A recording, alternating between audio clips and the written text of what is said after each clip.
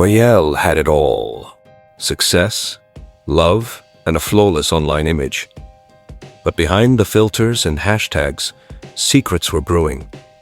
When her own sister turned her private life into viral content, the betrayal wasn't just personal, it was public.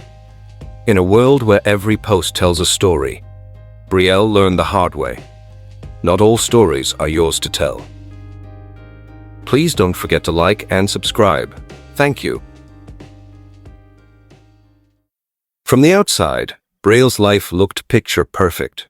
A rising interior designer in Atlanta, she had curated not just homes but her image.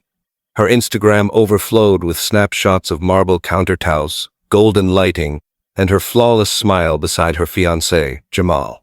Their posts collected thousands of likes and comments that only fed the illusion. They weren't just in love, they were branded, packaged, and envied. But behind the filtered glow and branded aesthetics, Brielle's life was more fragile than it seemed. She had grown up in a tight-knit but tumultuous household. Her mother, Delphine, raised 3 children alone after her husband left without warning. Brielle, the eldest, learned early on to keep the family together.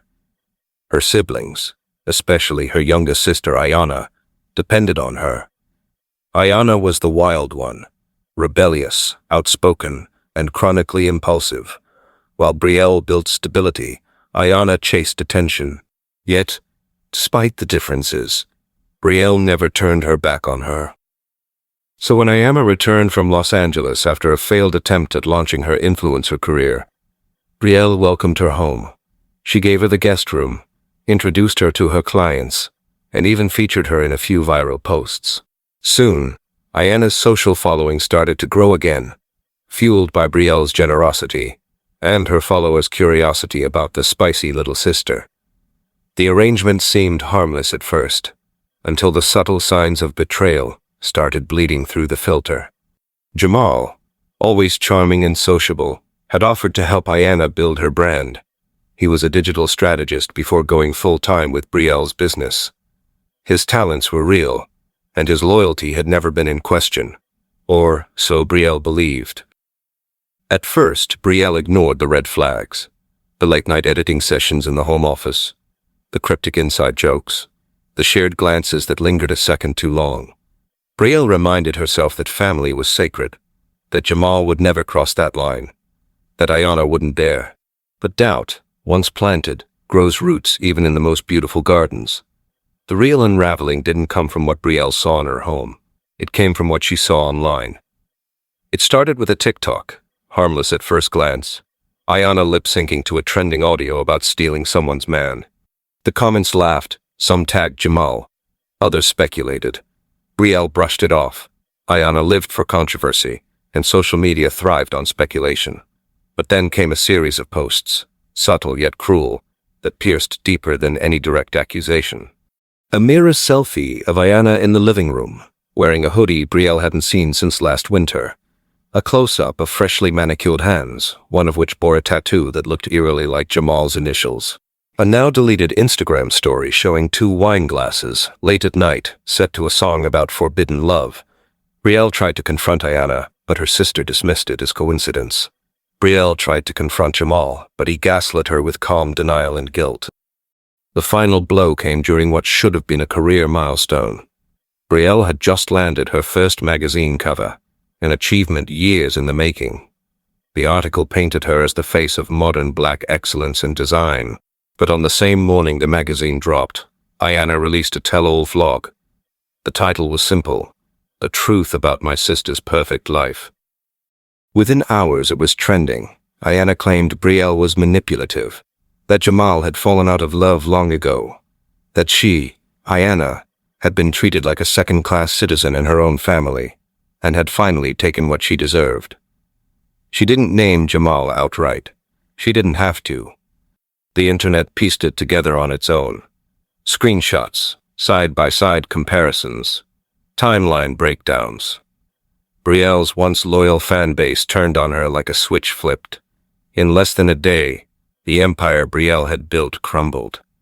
Not because she lost a client or a boyfriend, but because her own sister pulled the curtain and let the world in. As the internet swarmed with theories, reaction videos, and hashtags, Brielle found herself drowning in a digital storm she couldn't escape. The life she had so carefully curated, built from sacrifice, discipline, and dreams, was now fodder for public consumption. Screenshots from her private messages leaked. A voice note, heavily edited and likely taken out of context, circulated online, painting her as controlling and vindictive. The betrayal was no longer private. It was global, and Brielle had no way to contain it. Her sponsors began to backpedal. One by one, brand deals quietly disappeared. Emails that once began with praise now ended with regrets. Her inbox was flooded, not with inquiries, but with demands for comment, apologies, or explanations. The same followers who once celebrated her rise now accused her of gatekeeping success, hiding her true personality, and stealing Ayana's shine. To them, Ayana was the underdog who had exposed a tyrant. Inside her home, the silence between Jamal and Brielle grew heavier than any insult. He hadn't left, but he hadn't stayed emotionally either. He offered no apology, no explanation. Instead, he played the part of the misunderstood man caught in the middle. Even as Ayana moved out under the pretense of protecting her peace, Jamal remained, still working on his laptop, still checking his phone too often, still wearing that same smug mask Brielle had once mistaken for charm. The final confirmation came not from a confession, but from an upload. One afternoon, while scrolling through her Explore feed in a rare moment of weakness, Brielle stumbled upon a post from Ayana's backup account. Now deleted reel showed Ayana and Jamal at a rooftop bar, hands intertwined, faces blurred just enough to preserve deniability. The caption read, "Soft launch vibes." The comment section exploded with fire emojis, heart eyes, and congratulatory messages. The betrayal was no longer speculative. It was cemented. Brielle didn't cry. Not then. The tears had dried up weeks ago, replaced by a numbness that coated every hour of her day. She didn't scream. She had learned there was no use in making noise when the world had already moved on to the next trending scandal. But she did something she had never done before. She logged off. No goodbye post. No explanation. No final clapback. Just a silent retreat into offline obscurity. Her absence created more content. "Where's Brielle?" trended for a few hours. Think pieces emerged, dissecting her downfall. Some sympathized. Others said she got what she deserved. Ayana, meanwhile, thrived in the chaos. She landed sponsorships, interviews, and a short-lived podcast where she spun her narrative further. She leaned into the role of survivor, feminist icon, and misunderstood younger sister. Jamal stood beside her in one awkward YouTube Q&A that racked up millions of views.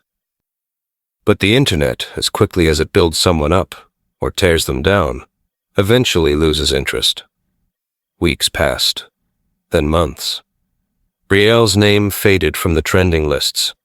Her follower count dropped, but not as sharply as one might think. Some remained loyal. Others stayed to watch, just in case she returned. In her absence, Brielle focused on what she had left. Her designs. Her mother, who had stayed quiet during the public unraveling, but sent daily texts of encouragement. Her own sense of truth, buried but not broken. She rented a new studio on the outskirts of Atlanta. No social media, no press releases, no grand reopening, just work. She found solace in the quiet, in fabrics and textures, and spaces where no one judged or clicked or commented. The world had tried to define her downfall, but Brielle knew that healing wasn't for the timeline. It was for herself. And still, in the background, a lingering question remained. Would she ever trust again? Nearly a year had passed when Brielle opened the app again. The interface had changed, new filters, new features, but the performative energy remained. Still, she felt different. She was no longer logging on to prove a point or uphold a brand. This time, it was simply curiosity. Her profile sat untouched, like a digital time capsule. The last photo was a close-up of her hands holding a paintbrush. Captioned, "Creating from a place of peace." Ironically posted just weeks before her life imploded. The comments beneath it were split. Some supportive, others sarcastic, and many time-stamped during the height of the scandal. Brielle scrolled briefly, not to punish herself, but to observe the remains. The storm had passed, and what was left was strangely hollow. Meanwhile, Ayana's account was flourishing. She had pivoted from influencer to lifestyle guru. She now sold self-help ebooks, skincare bundles, and relationship advice. Her content teetered between self-awareness and delusion. Jamal was no longer featured. He had disappeared from her timeline without announcement, likely discarded after serving his narrative purpose. There were whispers in the comments, allegations of cheating, clout chasing, and emotional manipulation. Ayana never addressed them. She'd mastered the art of selective silence. Brielle didn't engage. She didn't comment, like, or message. She had learned that silence could be its own statement. Instead, she began to post again, slowly and without fanfare. No selfies, no captions baiting engagement. Just her work, runes brought to life through clean lines, warm palettes, and textures that told stories without words. Her audience, smaller now, was more authentic. The people who remained weren't chasing spectacle. They wanted beauty, truth, craftsmanship. Her following began to grow again, not in explosive numbers, but with steady support. Still, the ghosts of betrayal lingered. She bumped into Jamal once, months after her return. At a coffee shop in Midtown, he looked older, heavier. His eyes no longer sparked with ambition but dulled with regret. He offered a nod. She returned a blank stare. There were no words. None were necessary. Some betrayals don't need closure to be closed. Ayana remained absent from her life. Their mother tried to broker reconciliation, but Brielle refused. Not out of anger, but from self-preservation. Some wounds don't heal through forgiveness, only distance. She didn't wish her sister harm, but she also didn't wish her near. The boundary was non-negotiable. The real triumph wasn't the new clients or features in smaller publications. It was the moment Brielle walked past a group of young designers at an industry event, and one whispered to the other, "That's her." The one who came back. There was no sarcasm in the voice, only admiration. She had become more than a headline, more than a scandal, more than the betrayal that tried to define her. Brielle's journey wasn't about revenge or redemption. It was about rediscovery. In losing her image, she found her identity.